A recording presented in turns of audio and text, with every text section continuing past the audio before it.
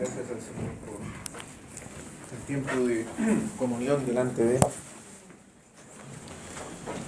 Les invito a que abramos nuestras Biblias en el Evangelio de Marcos.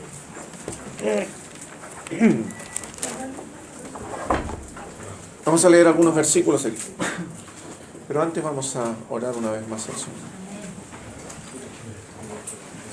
Bendito Padre Celestial, te damos gracias por esta mañana de comunión, esta mañana de celebración, que una vez más hemos hecho memoria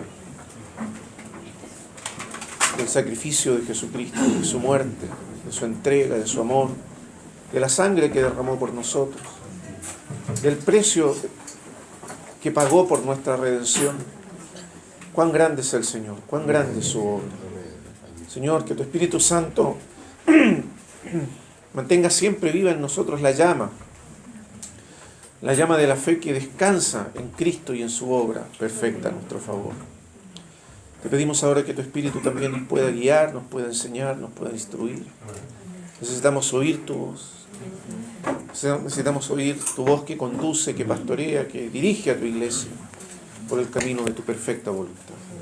Te lo pedimos, amado Padre, en el nombre de tu Hijo Jesús. Amén. Amén. Evangelio de Marcos, entonces vamos a leer algunos versículos. El capítulo 1 vamos a empezar. El primer versículo, versículo 1.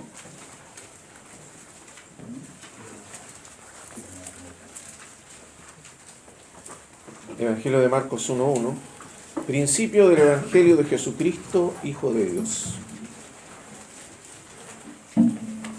Como está escrito en Isaías el profeta: y aquí yo envío mi mensajero delante de tu faz, el cual preparará tu camino delante de ti. Voz del que clama en el desierto, preparad el camino del Señor, enderezad sus sendas. Vemos ahora el mismo capítulo, el versículo 14. Después que Juan fue encarcelado, Jesús vino a Galilea predicando el evangelio del reino de Dios, diciendo: el tiempo se ha cumplido y el reino de Dios se ha acercado. Arrepentíos y creed en el evangelio. Y vamos a leer otro pasaje más, en el capítulo 3, versículos 13 al 15. Después subió al monte y llamó así a los que él quiso, y vinieron a él. Y estableció a 12 para que estuviesen con él, y para enviarlos a predicar, y que tuviesen autoridad para sanar enfermedades y para echar fuera demonios. Hasta ahí. La última vez que estuve aquí compartiendo, no sé hace cuántas semanas, sí, claro. Hablé acerca del Evangelio. Estuvimos hablando un poco acerca del Evangelio y el Evangelio en relación al tiempo que nos toca vivir. Cómo predicar o anunciar el Evangelio a un mundo que ha cambiado, a un mundo que se ha ido secularizando a pasos gigantescos. Y por lo tanto ya no es lo mismo predicar hoy el Evangelio de lo que era predicar hace 30, 20, incluso 10 años atrás. El cambio ha sido vertiginoso, el cambio cultural y social. Hoy día quisiera profundizar un poco más acerca del Evangelio. En esa oportunidad también hablamos de lo que es el Evangelio. Básicamente, esencialmente, ¿qué es el Evangelio? Y dijimos que el Evangelio no es toda la Biblia, por supuesto, sino que es el anuncio específico que tiene que ver con la venida del Señor, su muerte y su resurrección, pero con respecto a lo que eso significa para los seres humanos. ¿Qué significa que el Señor vino? ¿Qué significa que el Señor murió? ¿Y qué significa que el Señor resucitó de entre los muertos? Entonces hablamos de los diferentes aspectos del Evangelio, que son la liberación, la redención, la justificación, etc. Y eso es el corazón del Evangelio. No sé si en esa oportunidad cité, pero me parece que sí, no lo recuerdo bien, pero cité, me parece, las palabras del hermano Martin Lloyd-Jones, que dijo en cierta oportunidad en un libro que escribió sobre los avivamientos, en que él dice que todo avivamiento en la historia de la iglesia comienza cuando la iglesia redescubre el Evangelio. Yo no sé si lo dije, pero si no lo dije, lo digo ahora. Todo avivamiento en la historia de la iglesia, todo avivamiento comenzó cuando la iglesia redescubrió el Evangelio. Por ejemplo, la Reforma comenzó cuando Martín Lutero redescubrió el Evangelio, ¿no es cierto? Antes de Lutero, la gente se desesperaba porque creían que tenían que hacer muchísimas cosas para ser salvos, para ser aceptados por Dios, para ser perdonados, para ser amados por Dios. Entonces la gente se esforzaba, pues esa era la manera católica medieval de entender la salvación. La gente se esforzaba por hacer cosas. Y Lutero, que tenía esta misma idea de cómo ser salvo, se hizo monje para conseguir su salvación. Y se esforzó por años en hacer muchísimas cosas, y incluso al punto en que casi se echó a perder la salud y casi se murió, de tanto esfuerzo que trató, de tantas cosas que intentó hacer. Si a él le decían que había que limpiar el piso, lo limpiaba 2 veces. Todo lo hacía exageradamente para obtener la salvación. Pero no conseguía nada. Al contrario, se sentía cada vez peor, cada vez más culpable. Sentía que estaba constantemente bajo la mirada de un Dios airado con él por causa del pecado. Y se sentía extremadamente perdido, a pesar de todo el esfuerzo que hacía, por ser agradable, por agradar a Dios. Bueno, ese era el tiempo de Lutero, ¿no es cierto? El tema de la salvación era vital. Toda la gente buscaba la salvación en ese sentido. Probablemente hoy día encontramos otro tipo de preocupaciones en la gente y no necesariamente el deseo de ser salvos, como pensaba la gente en el tiempo de Lutero. Pero Lutero no conseguía nada. Entonces, en uno de sus tantos intentos por asegurar la paz en su corazón con Dios, viajó a Roma, y se decía que había una escalera enorme en Roma que había que subir de rodillas, rezando el Padre Nuestro en cada escalón, o el Ave María, o algo para ahí, en cada escalón, y eran cientos de escalones, así que imagínense, y de rodillas. Pero que si alguien subía esa escalera y hacía todo este proceso, iba a obtener una indulgencia plenaria, es decir, el perdón de todos sus pecados. Y Lutero lo hizo. Subió la escalera, arrodillado, orando, rezando los rezos del rosario. Y él cuenta, dice que en un momento cuando estaba llegando al final de la escalera y se sentía peor que nunca, dice, un versículo como un rayo de luz atravesó mi mente. El justo por la fe vivirá. El justo por la fe vivirá. En otras palabras, el Evangelio nos dice que no tenemos que hacer nada, que no necesitamos hacer nada para ser amados, aceptados, perdonados por Dios, sino solo poner nuestra fe en Jesucristo. Y en ese momento Lutero se paró, dice, y me sentí libre. Y ahí comenzó la Reforma.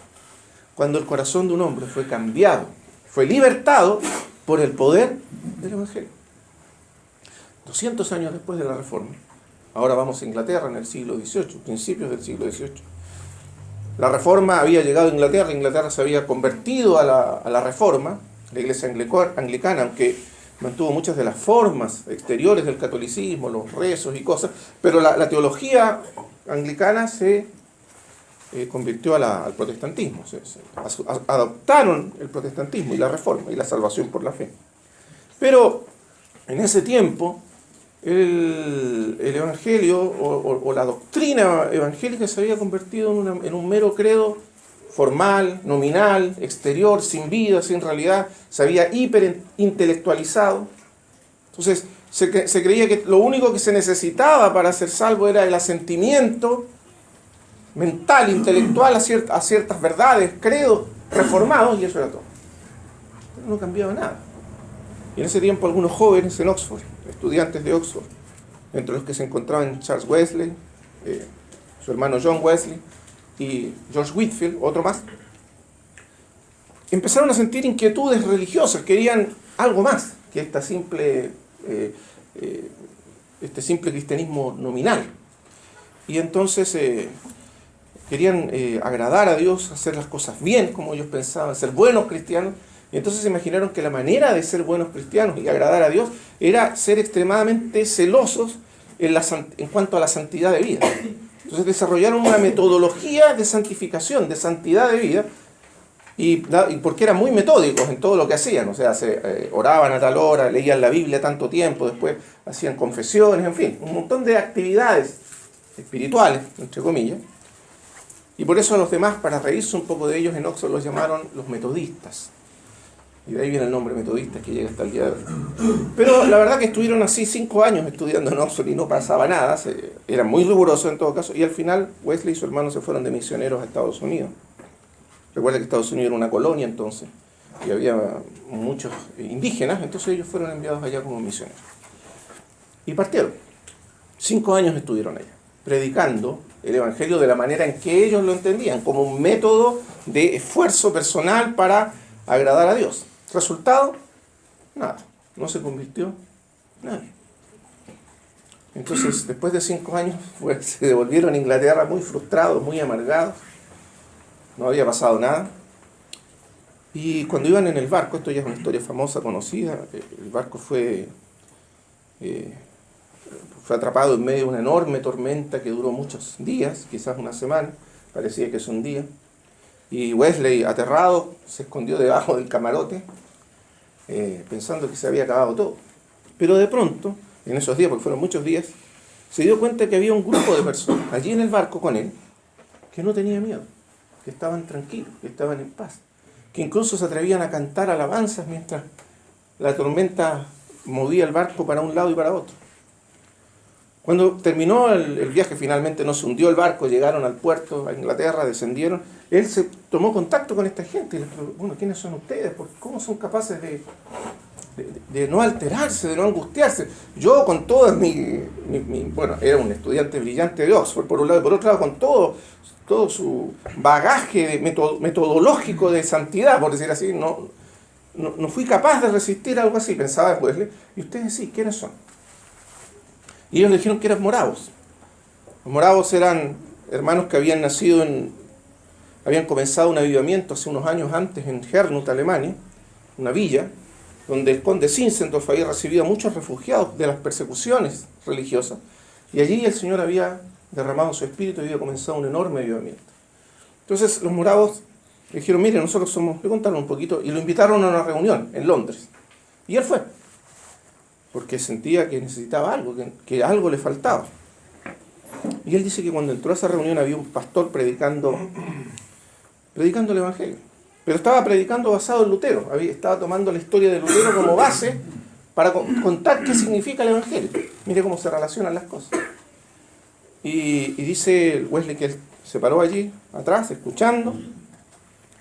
Y de pronto dice, un extraño calor, un fuego, abrazó mi corazón mientras escuchaba lo que el predicador decía del Evangelio. Y esa noche fui salvo. Mire qué cosa. Es decir, lo que quiso Juan Wesley decir es que el Evangelio no era meramente una cuestión intelectual, no era una cuestión meramente de esfuerzo humano, no era eso, sino que era algo que Dios mismo hace en el corazón humano. Dios mismo viene y renueva, regenera, da vida nueva al corazón humano. El Evangelio, después predicaría Wesley, no es algo que nosotros hacemos para Dios, sino que algo que Él hace por nosotros. Y en el tiempo en que la religión se había tornado fría, nominal y sin vida, el anuncio era, lo que se redescubrió, es que el Evangelio no es meramente el asentimiento intelectual a una doctrina, por muy correcta que sea, sino que es mucho más que eso. Es el poder del Espíritu Santo para renovar el corazón y para dar vida nueva. ¿Se da cuenta? Redescubrir el Evangelio. Y eso comenzó un avivamiento con Wesley, que después pasó a su hermano Charles Wesley y a George Whitefield, el otro compañero de búsqueda, que cambió la historia de Inglaterra y de Estados Unidos. George Whitefield cruzó el Atlántico y llevó el Evangelio del nuevo nacimiento, como ellos lo llamaban, a Estados Unidos, y comenzó el llamado Gran Avivamiento en Estados Unidos. Cuando comenzó el Gran Avivamiento en Estados Unidos, solo el 10% de las personas asistía regularmente a la iglesia. Esa es la estadística entonces. No sé si eran convertidos o no, pero esa es la estadística. Asistían regularmente a la iglesia. Solo el 10%. Cuando terminó ese periodo de unos 30 años, 20 o 30 años, el 50% de las personas asistía a la iglesia. Fíjense el impacto que provocó el Evangelio en esa nación. ¿Pero por qué? Porque algunos hombres, llamados metodistas, redescubrieron el poder del Evangelio. Entonces, hermanos, vea qué importante es. Vea qué importante es. Todo avivamiento, entonces decía Martin Lloyd-Jones, basado en esta y en muchas otras historias o hechos históricos, comienza cuando los hombres, cuando la iglesia, los hermanos y las hermanas redescubren el poder del Evangelio. Porque es posible que nosotros tengamos una comprensión mental, una aceptación mental, incluso una confesión, pero que no hayamos capturado completamente en nuestro corazón el poder y el significado del Evangelio de Jesucristo. Cuando uno comienza aquí en Marcos, entonces, y entre paréntesis, antes de meterme aquí en Marcos, me gustaría decir otra cosa importante. Cuando nosotros hablamos del Evangelio, de la necesidad de conocer, de entender y de predicar el Evangelio, no estoy hablando principalmente o particularmente del evangelismo. Quiero hacer una distinción aquí. Predicar el Evangelio no es evangelismo. El evangelismo es una metodología. Es una metodología de predicación. Cuando uno le dice evangelismo, inmediatamente se imagina métodos.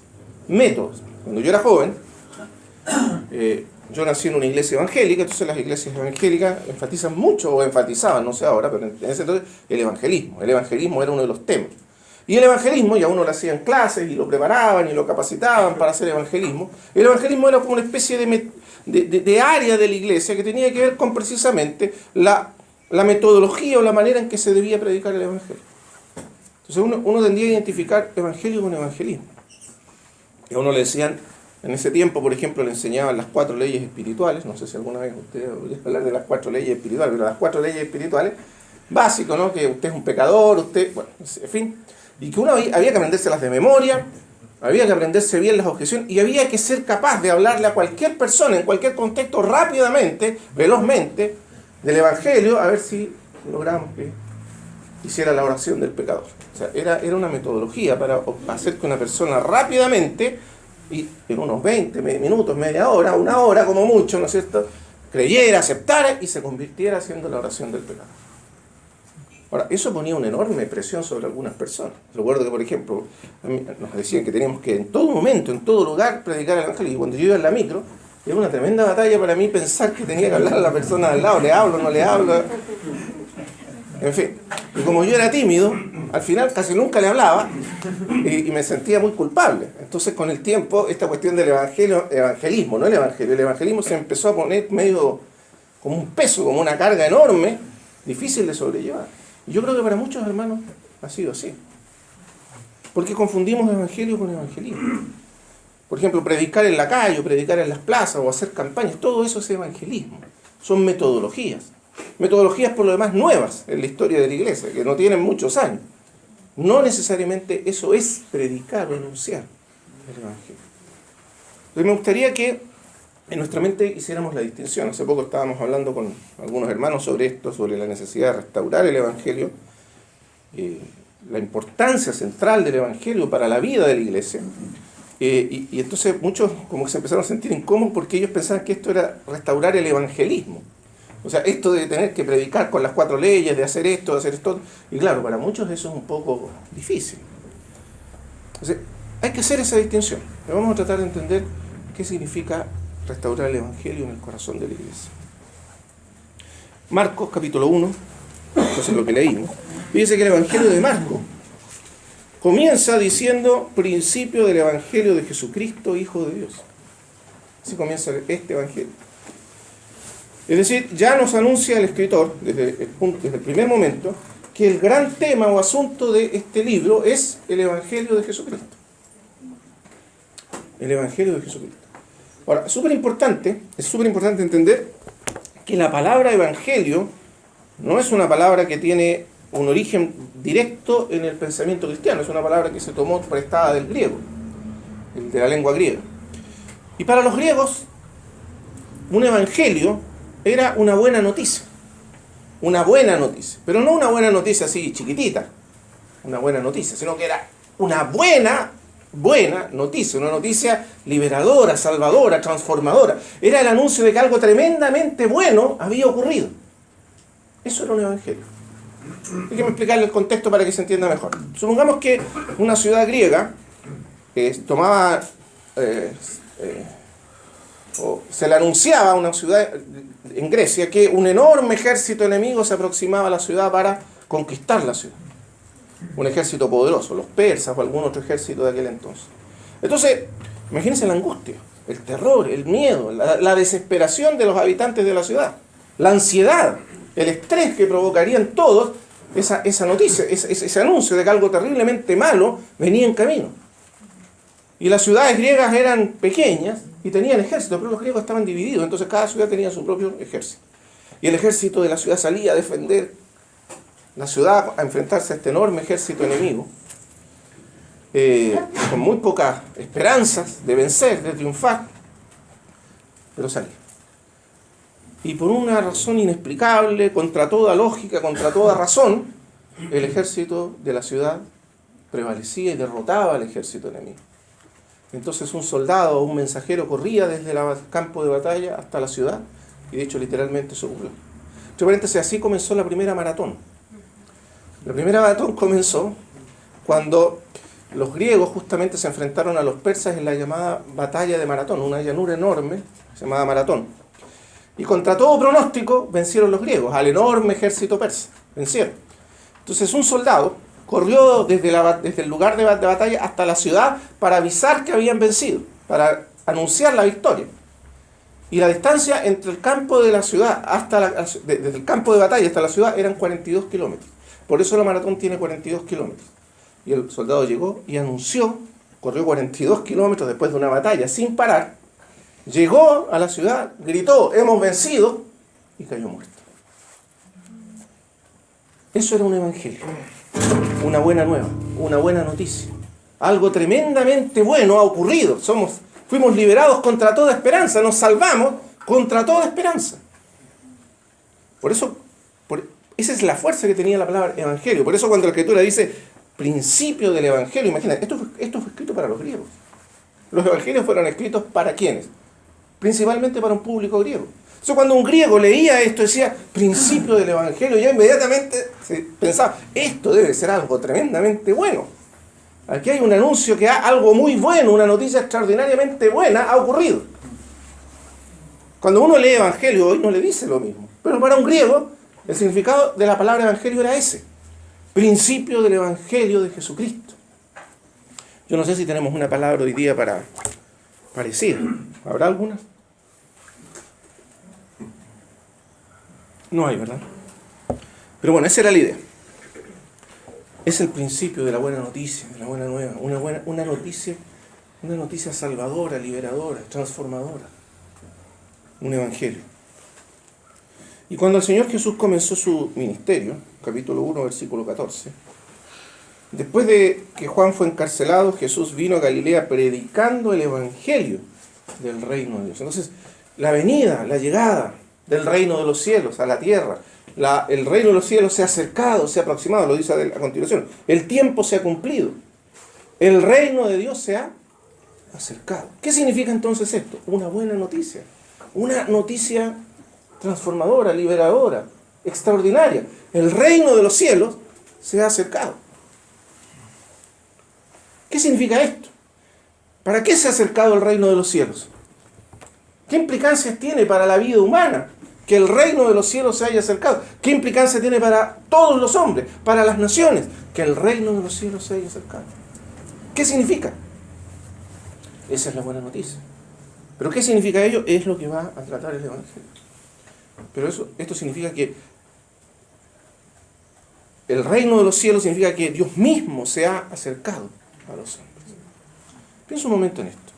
Si usted le dice a una persona promedio por ahí, no creyente, que Dios mismo se ha acercado, que está próximo, que está por llegar, ¿qué cree que sentiría esa persona? No lo entendería. O por último le daría miedo, ¿no es cierto? Qué cosa terrorífica. Dios mismo está por llegar. Porque las personas normalmente asocian, y precisamente por la distorsión que el cristianismo histórico ha producido en la conciencia de las personas, porque esto no es gratis, o sea, no es porque sí. La mayoría de las personas piensa en la presencia de Dios como algo amenazante. Tiene dos razones. La primera es porque el pecado nos hace percibir así la presencia de Dios.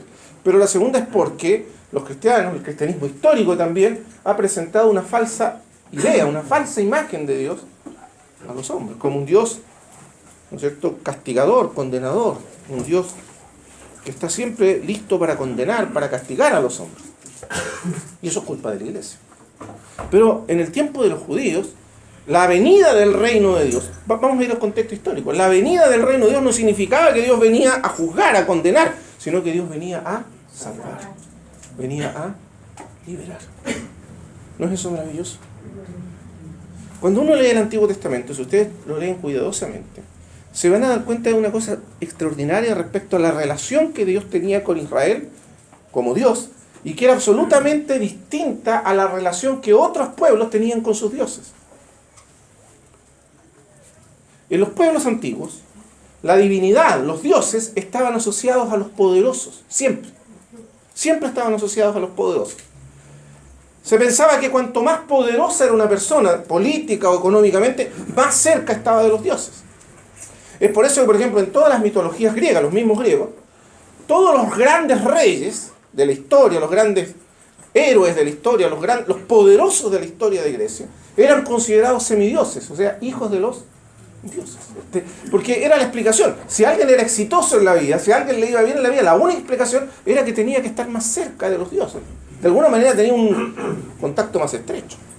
Es por eso que en muchas culturas antiguas los reyes terminaban siendo divinizados. ¿No es cierto? Por ejemplo, los egipcios creían que el faraón era un dios. Y por lo tanto, si era un dios, estaba en relaciones mucho más estrechas y más íntimas con los dioses que el común de los mortales. Y esa era la idea antigua acerca de los dioses, de todas las culturas antiguas.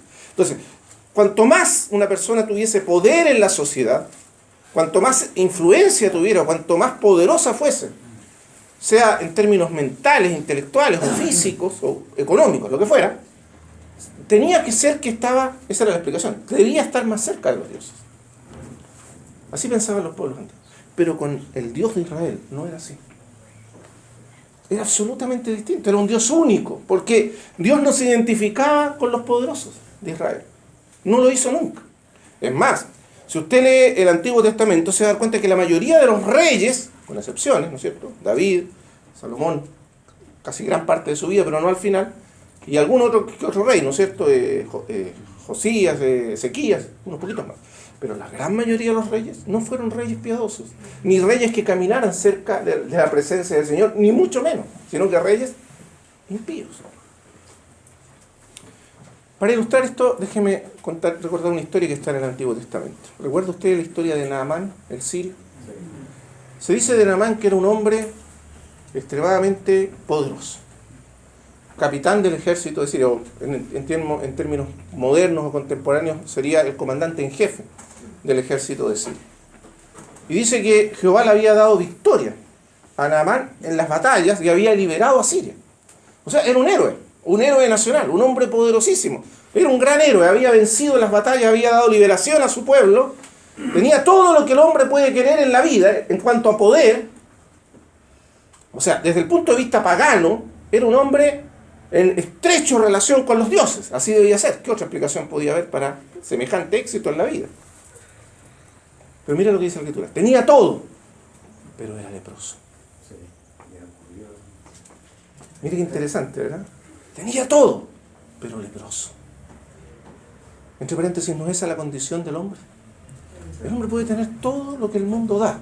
Puede obtener todos los éxitos posibles de obtener. Puede alcanzar todo lo que se puede alcanzar, pero hay algo que falla. Hay algo que no funciona. Hay algo que está radicalmente mal. Leproso. Todos nosotros estamos contaminados, de acuerdo a la Escritura, con la lepra del pecado. Todos nosotros. Y este hombre también. Entonces, Naamán seguramente tenía mucho poder, mucho dinero. Habrá buscado la solución a su problema en todos los médicos y todas las posibilidades que le ofrecía el dinero y la influencia política. Pero no consiguió nada. Nada. Pero ocurre, y presta atención a la historia, porque esto es evangelio puro. Esto es evangelio. De pronto dice una criada de su casa, una esclava. Una esclava. Mire por dónde actúa el verdadero Dios. No por arriba, porque él habrá hablado con los reyes, que seguramente eran los que estaban más cerca de los dioses. Habría hablado con todos. Pero la respuesta de Dios no viene por el poder, sino que viene por abajo. Una esclava. No solo una esclava, sino que una esclava israelita. ¿Sabe lo que significaba eso? Que seguramente Naamán la había capturado en alguna de sus batallas con Israel y probablemente habían matado a toda su familia. Y la habían esclavizado. O sea, una mujer que había sido, por decir así, víctima de Naamán y del poder de Siria. Pero esta mujer, que bien podría haber dicho, ahora sí que le va a tocar, ahora sí que me las va a pagar todas. Una actitud de venganza, ¿no es cierto? Que es lo normal. Pero ¿sabe lo que hizo esa mujer? Se olvidó de su dolor, se olvidó de su sufrimiento, se olvidó de sí misma. E hizo algo que otra persona habría encontrado incomprensible. Le dijo a Naamán cómo podía curarse de su lepra. Ahí en Israel, mi Señor le dijo, un profeta que está en contacto con Dios, con el verdadero Dios. Y el verdadero Dios puede sanar la lepra. ¿No es maravilloso eso? ¿No es eso el Evangelio? No era un poderoso, era una persona sin poder, sin ninguna influencia, pero sabía lo que nadie más sabía. Tenía conocimiento del verdadero Dios y del poder que tiene el verdadero Dios para sanar, para curar la enfermedad más profunda del corazón humano, más radical de la vida humana. ¿No es eso? Puede curar, puede salvar, puede liberar el verdadero Dios. Y el testimonio no vino a través del poder, sino vino a través de una esclava. Entonces Naamán, en toda esta estructura de pensamiento que tenía él, dijo, bueno, eso quiere decir que si en Israel hay un verdadero Dios que cura, ¿con quién tengo que ir a hablar en Israel? Con el que esté más cerca de ese Dios. ¿Y quién debe ser ese? El rey. Esa era la estructura mental de Naamán, el rey. Y se fue a hablar con el rey de Israel. Y llevó oro presto. Y pidió cartas de su propio rey y se fue para allá y llegó y le dio la carta. Y la carta del otro rey le decía, mira que ahora te hagas cargo de curar a mi siervo Naamán. Y el rey de Israel dijo, dijo, pero ¿qué le pasa a este? ¿Soy acaso yo Dios para que dé la vida o la quite? Fíjese que el rey de Israel tenía claras las cosas. Yo seré el rey, pero yo no soy Dios, ni estoy en contacto con Dios por el hecho de ser rey. ¿Quién soy yo para curar o sanar? Solo Dios puede dar vida o quitarla. Esa era la manera en que los reyes de Israel entendían el poder. Ellos estaban allí por voluntad de Dios, pero ellos no tenían una relación privilegiada con Dios, sino que tenían la misma relación que debía tener cualquier otro y que cualquier otro israelita podía tener con Dios, incluso el más pobre de los israelitas. Que su relación con Dios dependía de su fidelidad al pacto, como la de cualquier otro israelita. ¿Verdad? Y que no había ningún privilegio en respecto a la relación con Dios en el ser rey. Y de hecho, este rey, que era impío, más decir, porque era un rey impío, peor, no tenía ninguna posibilidad de obtener nada del verdadero Dios. Así que le dice, lo único que busca es excusas para atacarme. Eso se me imagino el rey de reyes, lo que está buscando es una excusa, porque evidentemente, como yo no voy a sanar a su siervo, me va a mandar sus ejércitos para vengarse, para atacarme. Entonces había allí los siervos, otra vez, ¿ves? Los siervos del rey, que eran más sabios que el rey, y el Señor, calma, acuérdense que está el profeta Eliseo, que no tiene nada que ver con la corte ni el rey, pero está el profeta. Hay un hombre allí en Israel que sí tiene relación con el verdadero Dios. Mándalo para allá. Y él dijo, aquí está, listo. Y lo mandó para el rey, se deshizo del problema y lo mandó a hablar con el profeta Eliseo. Y resulta que llegó este hombre en busca de Eliseo, llegó a la cabaña y Eliseo no era ni un poderoso, ni un rico, y recuerde que en esta mentalidad antigua, lo que entendió Naamán es que Eliseo era una especie de siervo al servicio del rey. Así que bueno, voy a ir y le voy a decir, oye, el rey dice que me sanes y listo, esto es todo lo que necesito. Pero resulta que llegó a la cabaña de Eliseo y salió el siervo, ni siquiera salió Eliseo. Salió el siervo de Eliseo y le dice, así dice el Señor, ve y lávate 7 veces en el Jordán y serás sano de tu lepra. Listo, y se acabó la conversación. Y el hombre quedó helado de una pieza, dijo, esto no puede ser, esto no funciona, algo aquí está andando mal. Primero, no hay ningún respeto por la dignidad del hombre. Ni siquiera se da el trabajo de salir a hablar conmigo. Claro, porque este pensaba que aquí la cuestión es una cuestión de jerarquía, de dignidad, pero el Dios verdadero no tiene nada que ver con esas cosas. Cuando un hombre viene al verdadero Dios, tiene que someterse al verdadero Dios.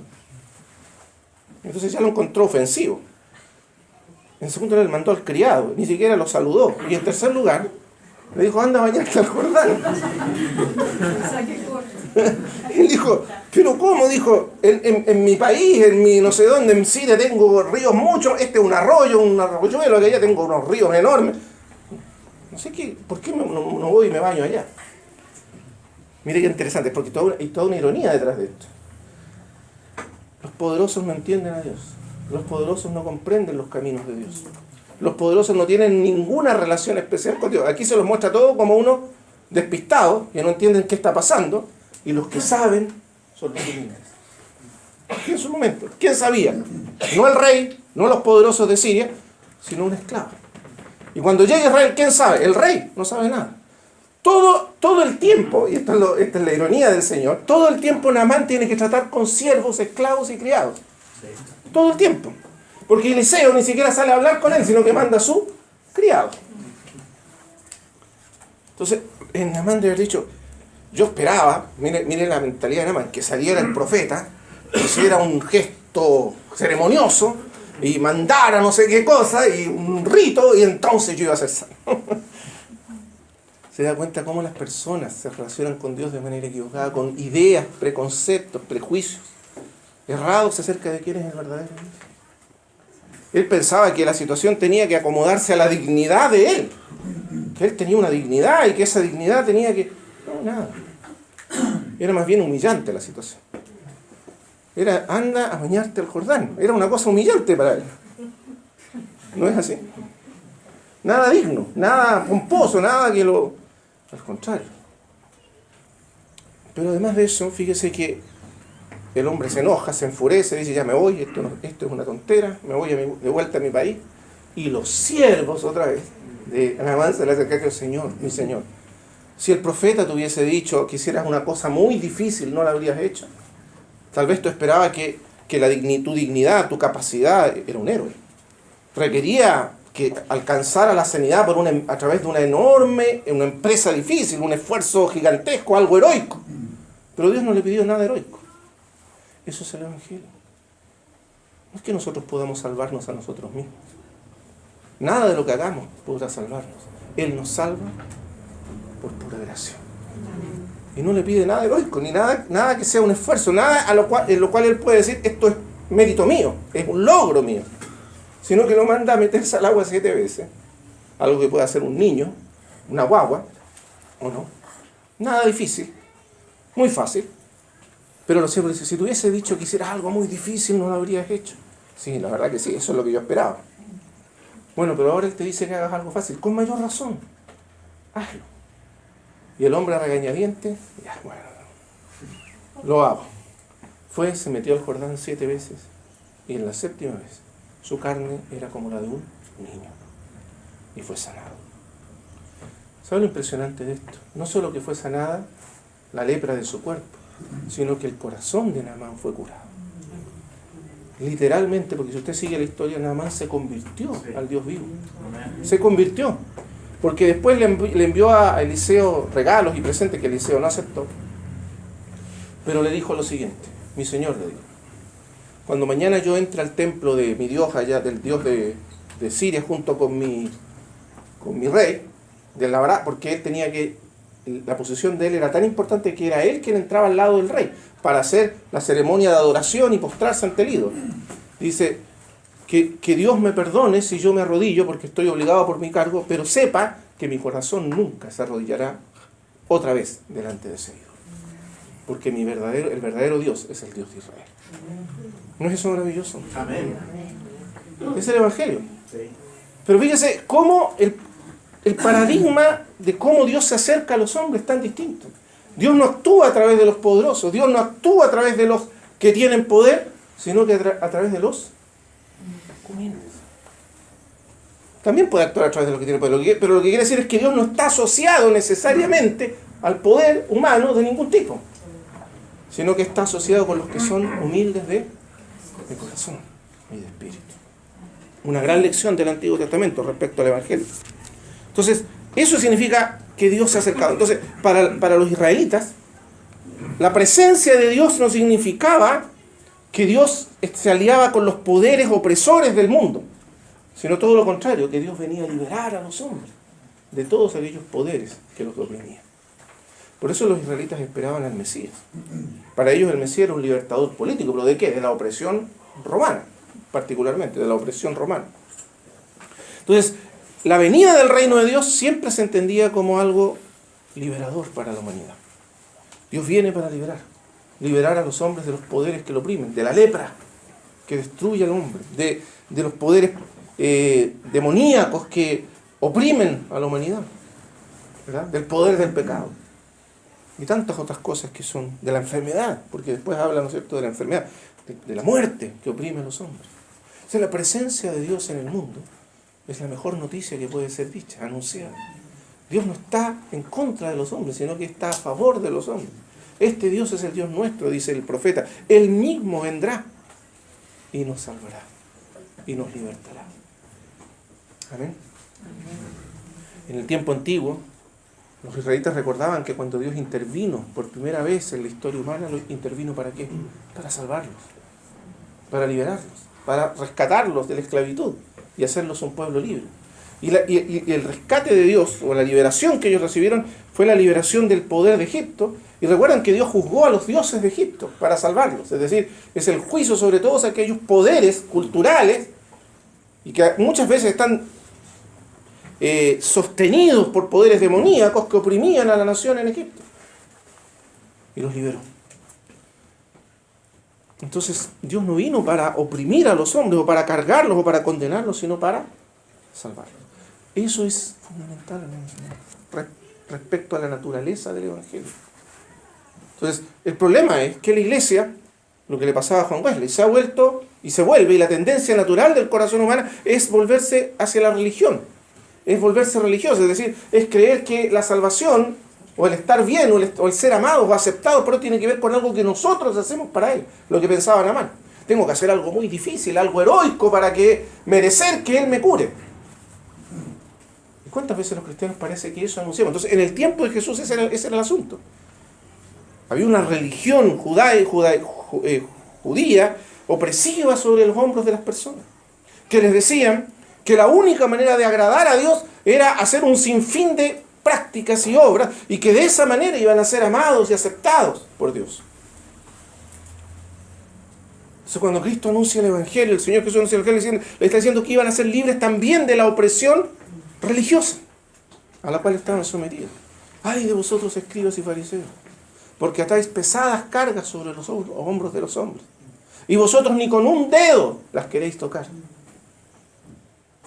No recibiréis así, les dice, mayor condenación. Entonces, ¿cuántas veces la religión es culpable de que las personas rechacen el conocimiento de Dios porque presenta una visión distorsionada del verdadero Dios? Eso le pasaba a Wesley en aquel tiempo, le pasaba a Lutero. Una religión masiva, cristiana, católica, pero cristiana en su origen, en sus ideas fundamentales, pero que presentaba a Dios como un ser airado, enojado perpetuamente con la humanidad, al que nadie podía aplacar, y que no era suficiente Jesucristo, sino que se requería la Virgen y millones de santos para de alguna manera aplacar a Dios, la ira de Dios. Eso era el catolicismo. Imagínense cómo podía vivir un hombre si realmente creía eso, agobiado, angustiado permanentemente por la culpa. Pero eso no era el Evangelio. Entonces aquí tenemos arrepentidos porque el reino de los cielos se ha acercado. Y arrepentirse, usted sabe, la palabra griega que se usa allí es metanoia, que significa cambiar de mente. Es decir, lo que el Señor les está diciendo es que cambien su manera de ver, de entender a Dios, y cambien su manera de entenderse a sí mismos una vez que entiendan qué es el reino de Dios. El reino de Dios significa que Dios ama a los hombres. Los ama. ¿Usted ya pensó en eso? Piénselo un momento. Dios ama a los hombres. Los ama. Y los ama no en virtud de los méritos que tengan, porque nadie tiene ningún mérito para ser amado por Dios. No porque los hombres hayan hecho lo correcto, lo bueno, hayan sido obedientes a Dios, sino simplemente porque Él es amor. Y ama. Y los ama a pesar de todo. Mire cómo lo resume Pablo a Tito, se lo dice a Tito. Capítulo 2, Tito, perdón, 3, versículo 2. Hermano,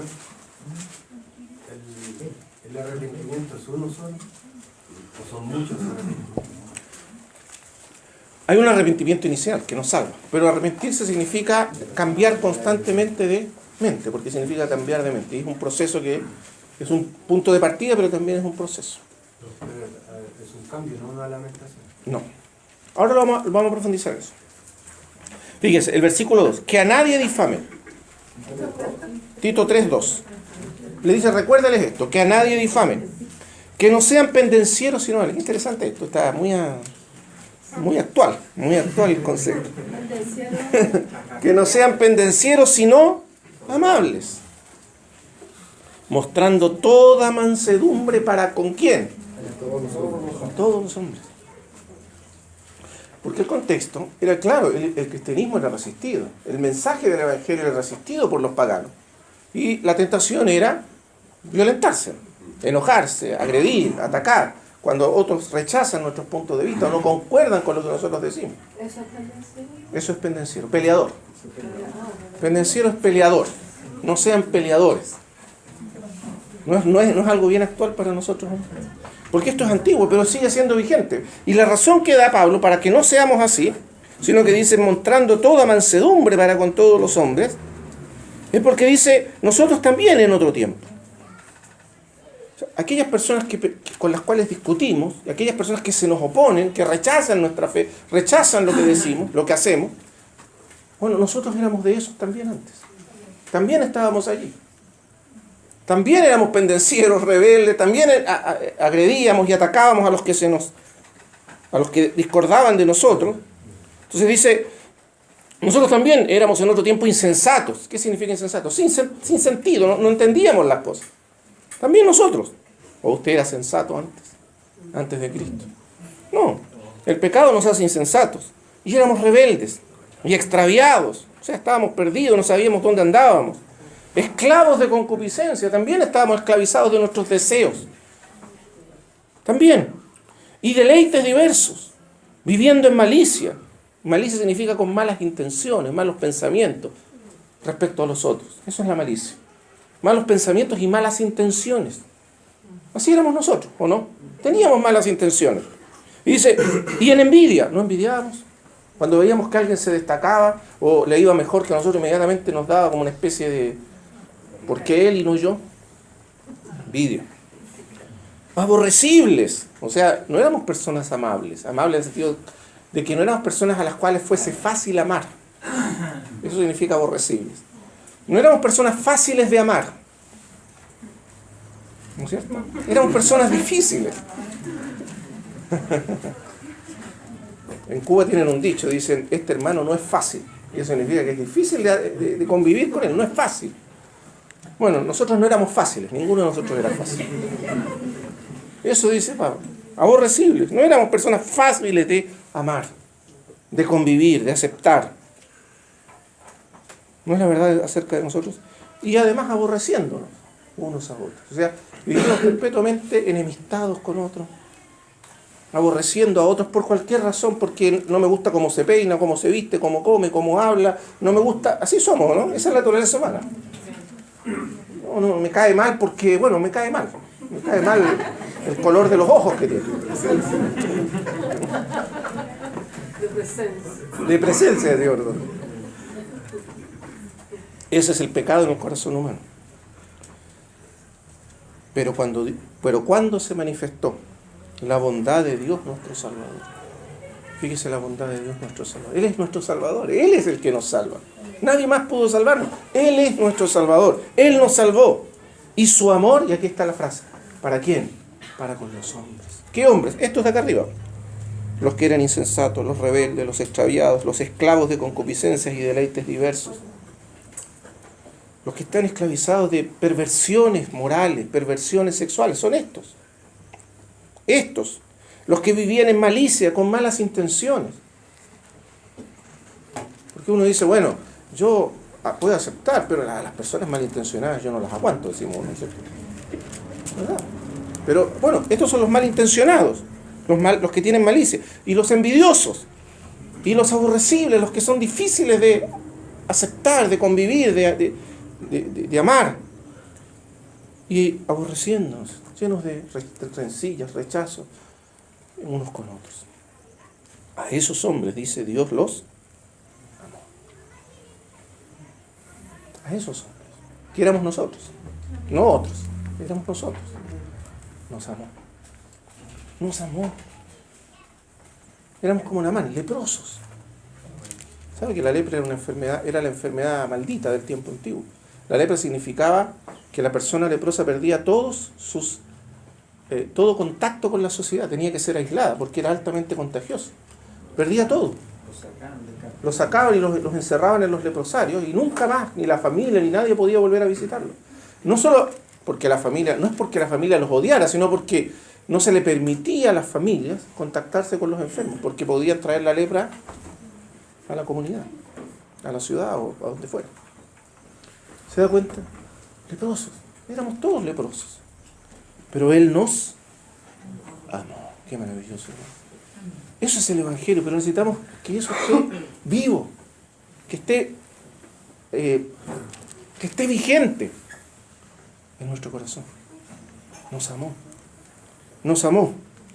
El amor que manifestó para con los hombres. Nos salvó. O sea, su amor no solo fue un amor...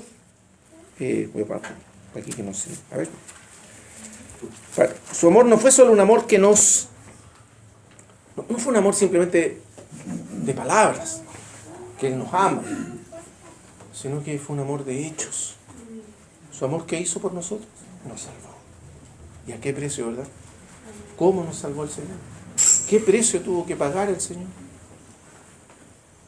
No por obras de justicia que hubiésemos hecho, sino por su misericordia, porque tuvo compasión, porque su corazón se llenó de compasión por nosotros, de amor por nosotros, porque le dolió en el corazón nuestro dolor, porque nuestra miseria, eso significa compasión, nuestra miseria le apretó el corazón. La palabra compasión traduce una palabra hebrea, que es misericordia, que significa conmoción de las entrañas. Recuerda cuando dice el salmista, ¿dónde está la conmoción de tus entrañas para conmigo? Tu misericordia. Porque cuando una persona, las madres pueden entenderlo mejor, porque esto está tomado de la experiencia femenina respecto a los hijos. Cuando un hijo padece algo, ¿qué siente la madre? Literalmente. Siente que sus entrañas, no solo su corazón, sus entrañas se aprietan dentro de ellos, ¿no es verdad? Es la conmoción de las entrañas, es un amor desde las entrañas. Eso es lo que Dios sintió y siente por la humanidad. Compasión, conmoción de las entrañas, por causa de la miseria y del sufrimiento de los hombres. Y Él nos lavó por su misericordia, por el lavamiento de la regeneración, lo que hablábamos de Juan Wesley, ¿verdad? El Evangelio no es solo una idea, un pensamiento, una filosofía, es algo que renueva, que transforma, que tiene el poder de liberar a los hombres y renovarlos, salvarlos y hacerlos de nuevo, crearlos a imagen de Dios y de Cristo. Qué maravilloso, ¿verdad?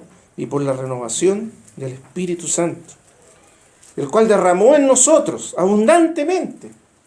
Es un regalo, imagínense, nos dio su espíritu, su misma vida, su misma esencia, su misma naturaleza la derramó en nosotros. ¿No es eso maravilloso? Él vino a vivir en nosotros para que, justificados por su gracia, viniésemos a ser herederos conforme a la esperanza. No solo nos justificó, no solo nos perdonó, sino que nos hizo herederos suyos.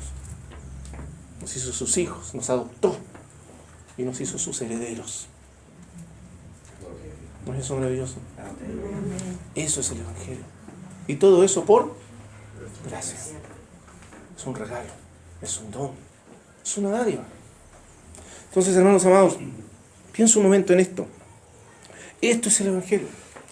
O sea, lo que necesitamos ahora, en este tiempo, es pensar, meditar profundamente, constantemente en el Evangelio. No solo personalmente, sino como iglesia, para comprender todas sus implicancias y para comprender cómo podemos anunciar el Evangelio a la generación que nos corresponde, en la cual vivimos. ¿Cómo predicar el Evangelio? Entonces, vamos al pasaje que leímos después, capítulo 3. En este tiempo, en esta generación, capítulo 3, versículo 13. Después subió al monte. 3.13, Marco, Evangelio de Marco 3.13. Subió al monte y llamó así a los que él quiso y vinieron a él. Fíjense que el propósito del Señor, por supuesto, al llamar a los apóstoles, era, entre otras cosas, encomendarles la predicación del Evangelio, el anuncio del Evangelio. Porque si usted sigue leyendo, dice, estableció a 12 para que estuviesen con él, ¿y para qué más? Y para enviarlos a predicar. En el pasaje paralelo de Lucas y Mateo dice que el Señor les dijo que tenían que ir y anunciar, el reino de los cielos se ha acercado. Es decir, tenían que predicar el Evangelio. El Evangelio, que significa que Dios mismo ha venido a salvarnos, Dios mismo ha venido a libertarnos. ¿En quién? En Jesucristo. Dios se ha hecho presente en medio de la historia humana por medio de Jesucristo, para salvarnos, para libertarnos. Entonces, los llamó para que estuviesen con él y para enviarlos a predicar y que tuviesen autoridad para sanar enfermedades y echar fuera demonios. Pero observe con atención que lo primero que hizo el Señor fue llamarlos para que estuviesen con él. Porque antes de enviarlos a predicar, ellos tenían que entender el Evangelio. Entenderlo. ¿Y cómo podían entender el Evangelio? La única manera era estando junto con el Señor Jesús. El Señor Jesucristo, Él mismo, era el Evangelio. El Evangelio no solo era lo que el Señor anunciaba, sino lo que el Señor era. El Señor era la encarnación del Evangelio. Él era la buena noticia. La buena noticia es, el reino de los cielos se ha acercado. ¿Pero dónde? ¿Cuándo? ¿Cómo? ¿En qué lugar? ¿A dónde tenemos que ir? En Jesucristo. Donde está Jesucristo, donde está Él, allí está el reino de los cielos. Ahí es donde se aproximó el reino de los cielos. Allí es donde está la presencia del Dios vivo disponible para salvar, para libertar. Él es la encarnación de ese reino. ¿Amén? Entonces, el reino de los cielos era Él, era en Él, era a través de Él que, por eso que el reino de los cielos se hacía presente. Por eso Isaías capítulo 7 dice, he aquí la Virgen concebirá y dará a luz un hijo y llamarás su nombre Emmanuel, que significa Dios con nosotros. Ese hijo, ese niño es Dios con nosotros. Él es el reino de los cielos. ¿Y para qué ha venido? Para salvar, para rescatar, para liberar. ¿No es eso maravilloso? Ese es Jesucristo. Por eso Jesucristo, por eso Él es el Salvador, el libertador. Entonces, lo que primero hizo el Señor es llamarlo para que estuviesen con Él. Porque el Evangelio no es solo un anuncio. En la predicación del Evangelio no solo importa lo que anunciamos, sino cómo lo anunciamos. Hay diferentes maneras de decir las cosas, ¿verdad? Un hermano hace tiempo atrás decía, hay dos maneras de entregarle una manzana a otra persona. Se la puedo entregar amablemente en la mano o le puedo tirar un manzanazo. De las dos maneras estoy pasando una manzana a otra persona, pero la manera en que la otra persona la recibe y la interpreta es completamente distinta, ¿verdad? En la primera lo entiende como un don, una dádiva. Y en la segunda, un gesto de amabilidad o de amor. Y en la segunda, como una agresión. En la primera la acepta, en la segunda seguramente la va a rechazar, ¿no es cierto? A no ser que tenga mucho hambre y después igual se la come. Pero como sea, hermanos amados, no solo es importante, por eso el Evangelio está encarnado, es una persona. No es solo un anuncio, no solo son las 4 leyes espirituales. Ya cumplí con entregarle a los pecadores las 4 leyes espirituales y si no las creen, bueno, problema de ellos. Yo me lavo las manos y sigo con mi vida. No, eso no es el Evangelio. Piensa un momento en el Señor Jesucristo. Job, capítulo 10.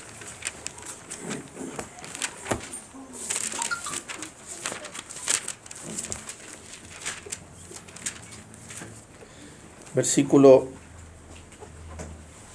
2.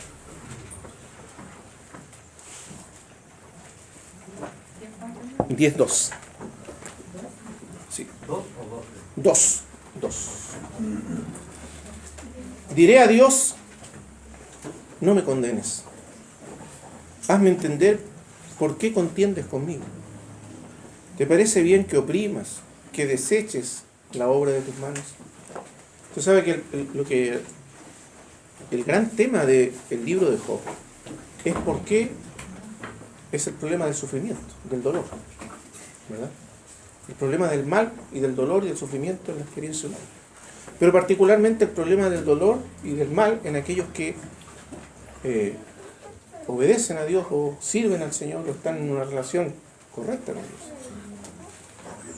Y es un gran problema. De hecho, nosotros cuando estudiamos apologética con los jóvenes, descubrimos que el argumento más potente, quizás el único argumento que pudiera tener cierto valor, no tanto por su poder intelectual, sino por su poder emocional, es el argumento del dolor, del sufrimiento. El ateo dice, si Dios es infinitamente bueno e infinitamente poderoso, ¿por qué existe el mal? ¿Por qué existe el sufrimiento en los seres humanos? Si Dios es infinitamente bueno, ¿no querría Él suprimir el sufrimiento? Y si Dios es infinitamente poderoso, ¿no tendría poder para suprimir todo el sufrimiento? Pero entonces, ¿por qué existe todavía el sufrimiento? Entonces, si existe el sufrimiento, es que no existe tal Dios ni infinitamente poderoso, ni infinitamente bueno. Ese es el argumento. No vamos a entrar en el argumento hoy día, así que no se preocupen, porque eso es muy denso. Pero fíjese que Job, la escritura misma, encara este problema. No es un problema al que la palabra del Señor le haga el quite. Está aquí, en un libro entero de la Biblia, está este problema. Y Job lo está personalizando, porque el problema no es tanto intelectual como personal. Cuando yo sufro, es cuando me pregunto, ¿dónde está Dios? ¿No es así? ¿No tiene Dios poder para salvarme? Claro que lo tiene, por supuesto, indudablemente Él lo tiene. Pero a la vez, ¿no es Él infinitamente bueno? ¿No me ama? Y si me ama, ¿por qué no me salva si tiene el poder? Si yo tuviese el poder para salvar a un hijo que sufre, ¿no lo haría? ¿Por qué Dios no lo hace? ¿Ve que es un problema para el creyente? ¿Cómo entender a Dios? Y eso es lo que le está pasando a Job. Entonces Job pregunta, diré a Dios, no me condenes por lo que voy a decir ahora. Eso es lo que dice, no me condenes. Hazme entender, quiero entender por qué. ¿Por qué estoy sufriendo? ¿Por qué permites que yo sufra? ¿Te parece bien que oprimas y que deseches la obra de tu mano? Literalmente, ¿te parece bien, le dice a Dios, que no te hagas cargo de la obra de tus manos? ¿Te parece bien que te olvides de mí? ¿Te parece bien el que no te importe lo que yo estoy sufriendo? Mire las palabras de Job. Ahora, todos nosotros sentimos estas cosas cuando padecemos, no solo Job. Y miren las palabras aquí. Esto es lo que quería citar específicamente. ¿Tienes tú acaso ojos de carne? ¿De carne? ¿Ves tú cómo ve el hombre? ¿Son tus días como los días del hombre? ¿O tus años como los tiempos humanos? ¿Qué le está diciendo Job a Dios? ¿Qué está afirmando? ¿Tú entiendes lo que es el hombre? ¿Sabes lo que significa ser un hombre? ¿Sabes lo que es estar, como decimos nosotros, en los zapatos del hombre? ¿Sabes lo que es vivir una vida como la nuestra? Tú que eres todopoderoso, que no necesitas de nada, que nunca has necesitado nada, ¿puedes entender realmente lo que significa la miseria, el dolor, el sufrimiento de la vida humana? Que estamos sometidos a la muerte, al sufrimiento, al dolor, al desgaste, a la frustración, al poder del pecado, a poderes que no podemos controlar. ¿Entiendes lo que es ser un hombre? Fíjese que estas son las palabras no de un ateo, sino de un creyente. Y Dios no lo respondió, no aquí, no entonces, no en ese momento. ¿Sabe cuándo lo respondió? Cuando el Verbo se hizo carne.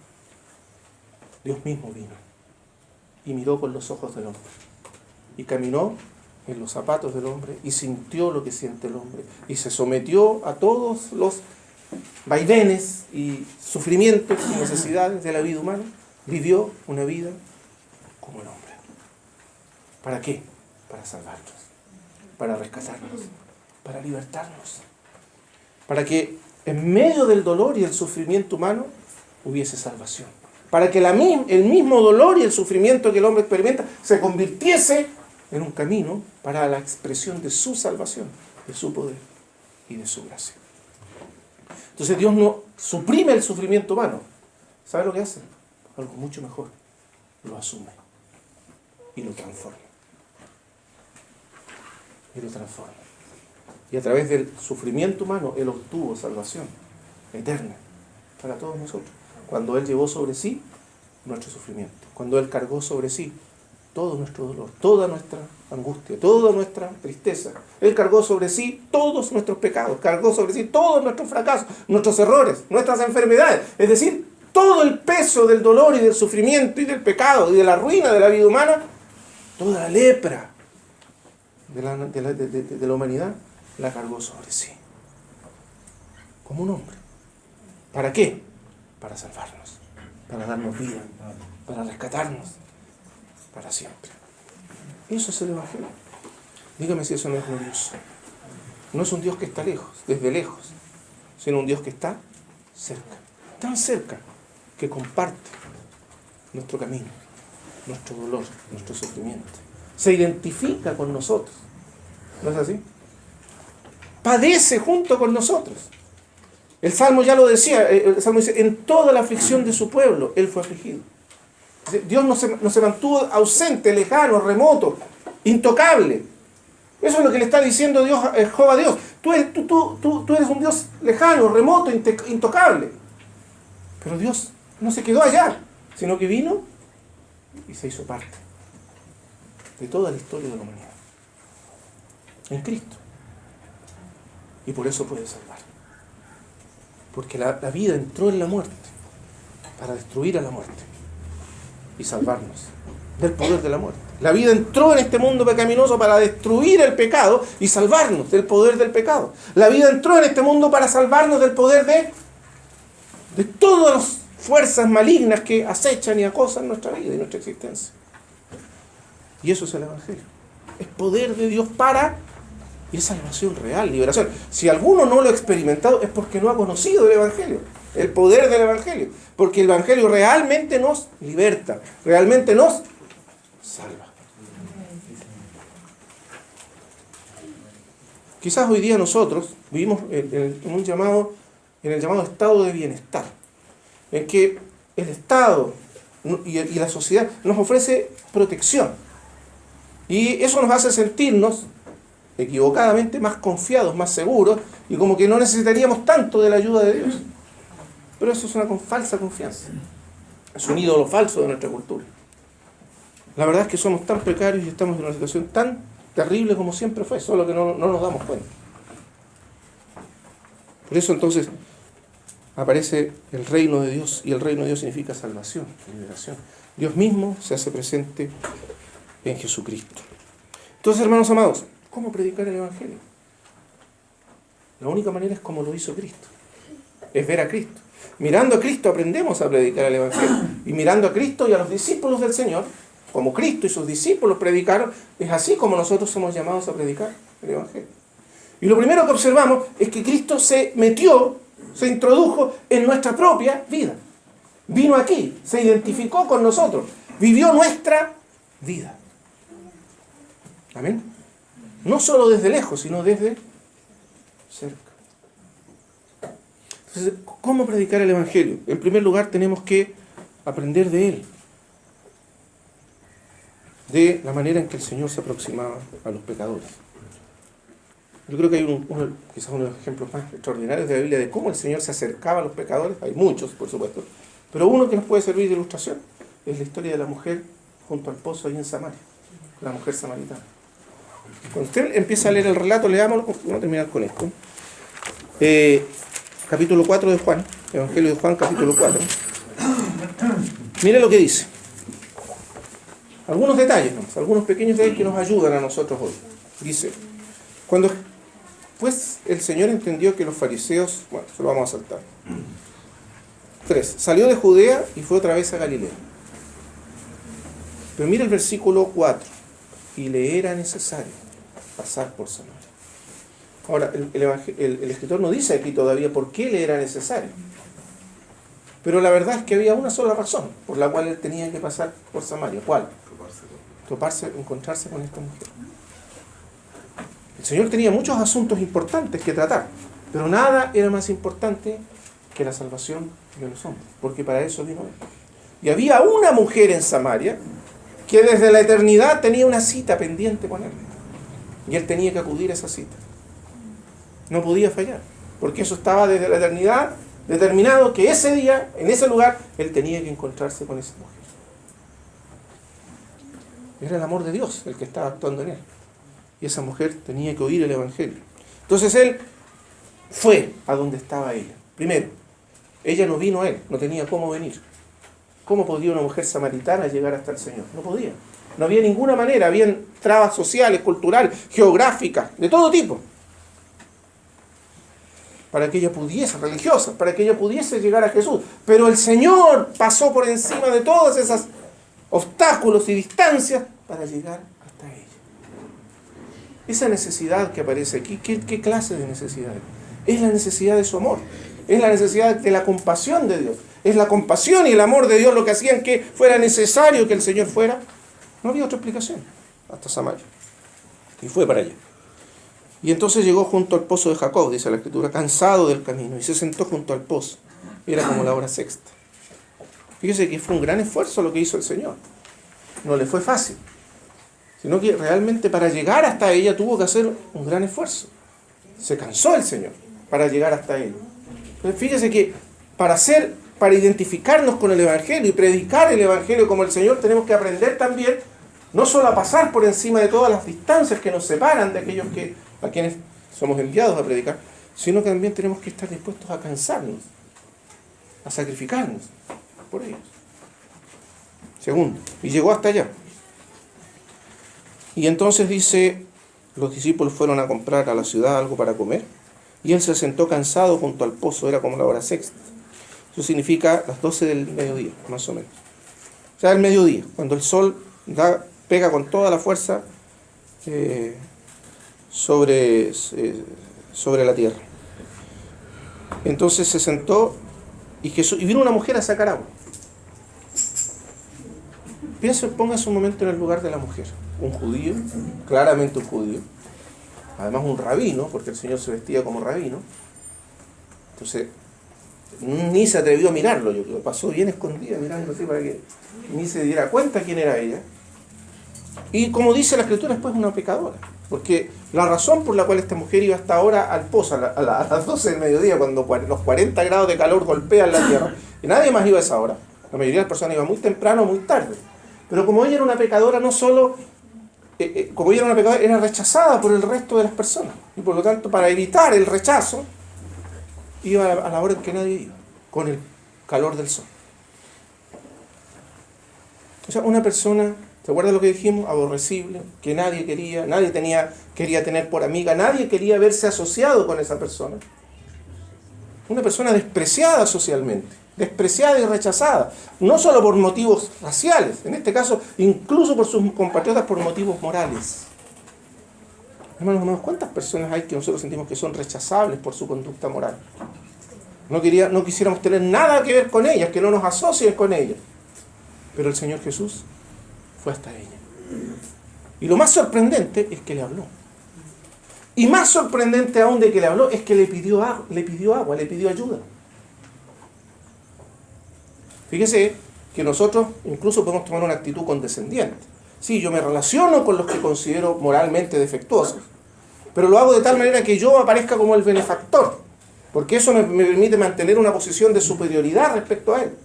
Pero otra cosa es aparecer yo pidiendo un favor, algo de alguien pecador, porque eso me pone, en mi propia imaginación, en una situación de inferioridad. ¿No es así? Pero Jesús lo hizo. Dame de beber. Le pidió agua. Y fíjese que la mujer se dio cuenta al tiro, que había algo tremendamente incongruente, algo que salía por fuera de todos sus prejuicios raciales y sociales y lo que fuera. ¿Cómo tú siendo judío? La mujer inmediatamente se sorprendió. Espérate, debe tener algo malo esta persona, debe estar medio... Aquí hay algo que no funciona. ¿Cómo tú? Ella misma lo puso en su lugar, por decir así. Le dijo, pero ¿te das cuenta de la situación? ¿Cómo tú siendo judío me pides a mí de beber que soy samaritano? Porque judíos y samaritanos no se tratan entre sí. Pero peor aún sabiendo quién era ella, la clase de mujer que era ella. Varias cosas. Primero, los hombres no hablaban a las mujeres. Los judíos no hablaban con las mujeres, ni siquiera con las judías, menos con una samaritana. Era deshonroso que un hombre hablase a una mujer. En segundo lugar, samaritana. Los judíos y los samaritanos no se trataban entre sí. Para los judíos los samaritanos eran despreciables. En fin, todas esas cosas están ahí. El punto es que el Señor se acerca a ella y presta atención aquí. Primero, el Señor actúa de una manera empática con ella. Empática significa que es simpático con ella. O sea, se acerca para conversar con ella, para entenderla y para que ella se sienta acogida en la presencia del Señor. El Señor la acoge. El Señor trata de entenderla, conversa con ella. No le dice, mira, yo te voy a decir las 4 leyes espirituales y después me voy a ir rapidito porque no me quiero contaminar y a ver. No. El Señor, creo que Weishman Nee lo dice en uno de sus libros, que fue la estrategia que el Señor les dio a ellos para predicar el Evangelio en China. Que el Señor les enseñó que la mejor manera de predicar el Evangelio a los chinos era hablar de Jesús como el amigo de los pecadores. Y eso quería decir que Jesús se hacía amigo de las personas a las cuales quería salvar. No llegaba a ellos solamente como una especie por eso repito, una metodología evangelística para hablarles del Evangelio, sino que llegaba hasta ellos y se involucraba con ellos y se hacía amigo con ellos. Era amistoso, era amable, era acogedor, era empático. ¿No es así? Recuerda que hay 2 maneras de entregar una manzana. ¿Cómo entregaba el Señor el Evangelio? No solo con sus palabras, sino con sus hechos, con su actitud, con la manera en que la acogía. No es que él acogía el pecado, él no lo hacía, pero no llegaba con una actitud de rechazo, ni de condenación, ni de... como le pasó a Pedro. ¿Recuerda cuando Pedro entró a la casa de Cornelio? Dijo, vosotros sabéis cuán abominable y aborrecible. Empezó de la peor manera posible. Menos mal que el Espíritu Santo intervino. Porque si no, capaz que lo echaran a Pedro, porque entró ofendiendo. Pero ustedes saben que para mí entrar aquí es lo peor, pero bueno, voy a entrar y digo, el Señor me mandó, no me queda otra. Bueno, pero el Espíritu Santo intervino y cambió la situación. Pero esos son nuestros prejuicios. Pero no era así el Señor. El Señor se mostró amigo, comprensivo. Hermanos amados, esto es predicar el Evangelio. No es solamente anunciar, a veces uno, por eso repito, tener como el esquema de lo que es el Evangelio y decirlo, y listo, ya cumplí. No, predicar el Evangelio es acercarse a las personas, aproximarse a ellas, ver qué les pasa, qué necesitan, entenderlas, escucharlas, relacionarse con ellas, forjar relaciones de amor, de compasión, de amistad con ellas. No estoy diciendo participar de sus pecados, no es eso. Pero eso es predicar el Evangelio. Hacer que las personas se sientan acogidas, no rechazadas, no juzgadas, no condenadas, sino acogidas por nuestra actitud. Y en ese contexto uno puede hablar del Evangelio. Pero fíjese cómo habló el Evangelio. Tampoco lo habló de una manera, como digo yo, de las 4 leyes espirituales, como la teología sistemática del Evangelio. No. Lo que el Señor hizo fue aplicar el Evangelio a la situación específica de esa mujer. El problema que ella vivía y mostrarle que Él era la respuesta a ese problema. ¿Cuál era el problema de la mujer? Ella iba a sacar agua al pozo, pero en realidad el Señor le muestra que el gran problema de ella era que había buscado saciar su sed. Sin solución, sin respuesta, en 5 maridos. Y el que ahora tienes no es. ¿Sabes lo que le estaba diciendo el Señor? Tú lo que necesitas es sentirte amada, aceptada. Crees que el valor de tu vida depende de que otro hombre te ame, de que un hombre te acepte. Lo que Jesús le estaba diciendo, no solo con sus palabras, sino con sus gestos, es que Dios, en Cristo, la acepta incondicionalmente. Y eso la sanó, eso la liberó, eso la curó. ¿Se da cuenta? Entonces, el Señor no se dedicó a decir mecánicamente el Evangelio, sino que a sino que lo que hizo fue identificar la necesidad profunda de esa mujer, la necesidad espiritual, que la llevaba a vivir dominada por el pecado, y mostrarle cómo el Evangelio, él mismo, era el único que podía saciar verdaderamente su sed. El agua que yo le daré será una fuente que salte en él para vida eterna. Bendito sea el Señor. Eso es entrar en el contexto de la vida de las personas y allí encarnar y hablar y anunciar el Evangelio. Entonces, ¿estamos dispuestos a eso? Eso significa mucho más trabajo. mucho más compromiso, mucho más dedicación de nuestra parte, sacrificio de nuestra parte. Es mucho más esfuerzo de nuestra parte. Pero esa es la manera en que el Evangelio se predica. Y no es una cuestión meramente individual, sino que es la iglesia la que debe aprender a participar como un todo de esto. A lo mejor usted no es bueno para hablar, pero usted es bueno para hacer. Usted puede abrir su casa. Usted puede abrir su casa y recibir personas. O, ¿no es cierto?, cocinar algo para ellas o hacer un queque. Eso también es Evangelio. Porque esa es la manera en que usted le está diciendo, tú me importas, tú me interesas. No solo estoy interesado en ti en la medida que veo un futuro convertido. No. Tú me interesas. La persona nos interesa. Eso es el Evangelio. Un último caso que no lo quiero dejar pasar porque me parece extraordinario. La historia de Zaqueo. Todo el mundo conoce la historia de Zaqueo porque cantamos en la escuela dominical antiguamente. Un hombre chiquito era Zaqueo y todo aquello. Pero piensa un momento en Zaqueo. ¿Quién era Zaqueo? Un publicano. No solo un publicano, era el jefe de los publicanos. O sea, era el más pecador de los pecadores. Los publicanos eran personas que se hacían ricas robándole a su pueblo, literalmente. No le demos vuelta. Eso eran los publicanos. Personas que se enriquecían robándole a su pueblo. Sí. Claro. Y todo el mundo sabía que era. Y entonces el pueblo no los quería. No, menos que los quería. Eran abominables, aborrecibles. Nadie quería a los publicanos. Eran los peores pecadores. Porque además estaban asociados con un poder extranjero opresivo y se enriquecían sirviéndose poder opresivo, robándole al pueblo. Eran los pecadores, o sea, nadie quería invitar a un pecador, a un fariseo, un publicano a su casa. Nunca. Y menos ir a meterse a la casa de un publicano. Habría sido una traición a la patria, a todo, a todo. Y sin embargo este hombre quería ver a Jesús. Pero era chiquitito y nadie lo dejaba y se subió a un árbol y de ahí se puso a mirar a Jesús. Tanta era su necesidad que se olvidó de su dignidad, se olvidó de todo, se subió a un árbol. Y Jesús lo vio. ¿Y sabe lo que le dijo? Otra vez, no las 4 leyes espirituales. Zaqueo, tú eres un pecador, necesitas arrepentirte.